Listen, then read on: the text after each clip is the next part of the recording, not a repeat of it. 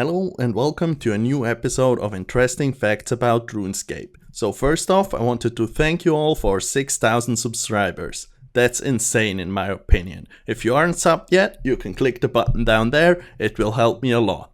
So let's get into the facts. So for the first fact of today, I have that the charged Amulet of Glory will increase the speed of mining gem rocks. It also increases the speed of finding gems while mining other ore, from 1 in 256 ores to 1 in 86. Remember, the Glory needs to be charged. So on screen you can see comparing the non-Glory big screen to Glory small screen. Other gear is exactly the same and the mining level was 89. So let's get right to the next fact, while the one without the Glory is still mining.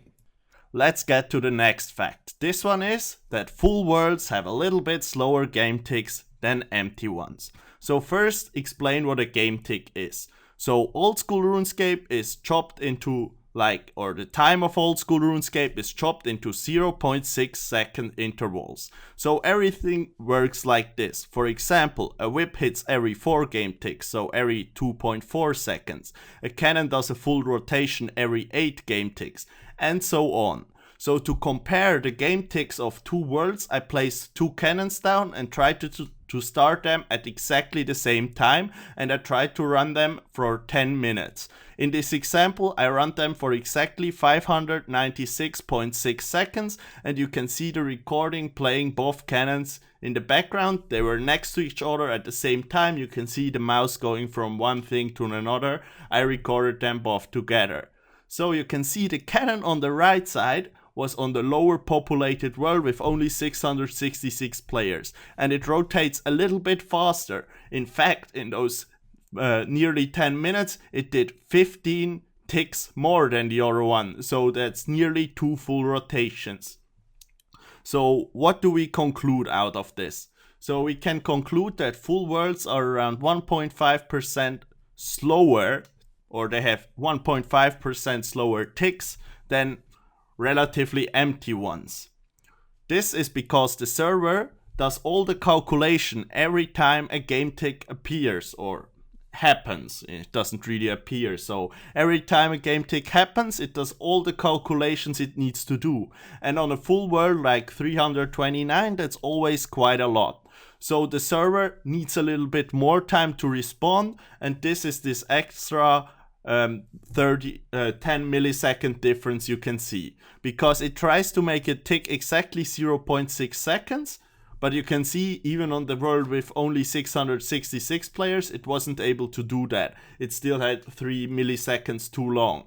But those 10 milliseconds actually make a difference when you're training any skill.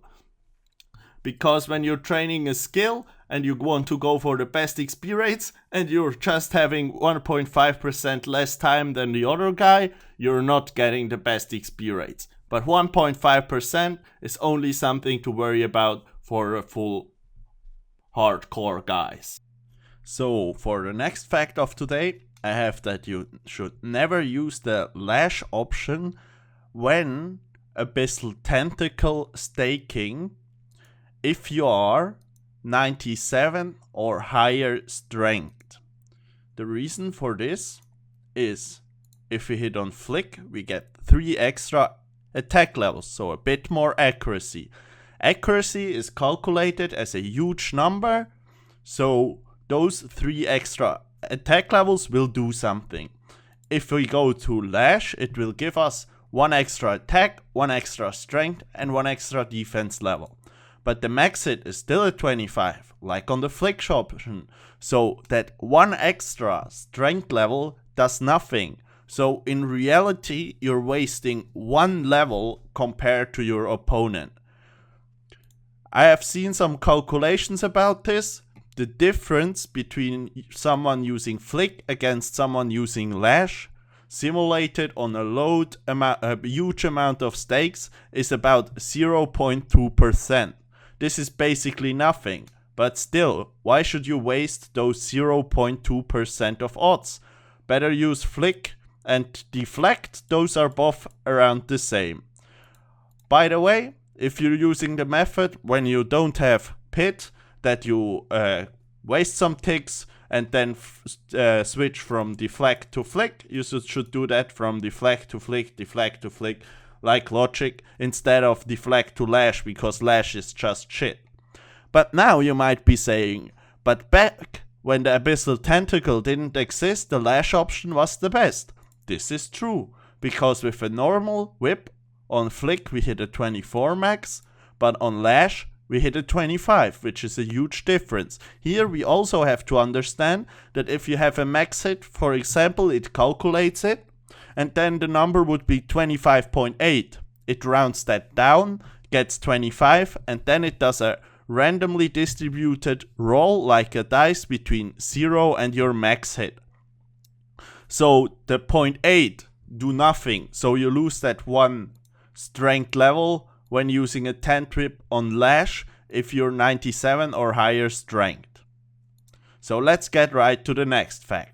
So a little fun fact for in between. So yesterday I was on Reddit reading some old Today I Learned posts, and then there was someone saying that rune crafting is actually called runecraft.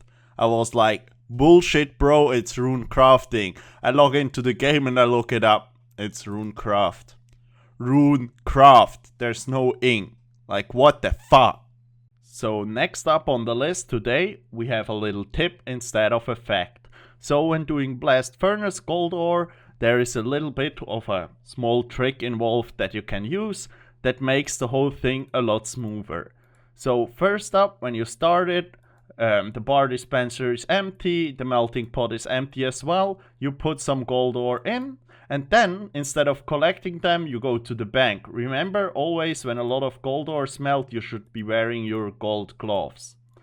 Then we run back, and during running back, since we already got our XP for 27, we can already equip our ice gloves. Here we should get the XP for 1, we don't. Equip the gold gloves exactly at the moment when the bar dispenser closes, and you saw I didn't have to wait. Instead of otherwise, when I'm doing only one inventory, there I would have waited because nobody repaired that bullshit there. I can already equip those gloves again and collect the 28 from before. Remember, instead of closing the interfaces, always press your gold gloves. This way you don't lose the experience you would gain from them. So again, after the second inventory, you just put some more gold ore up there.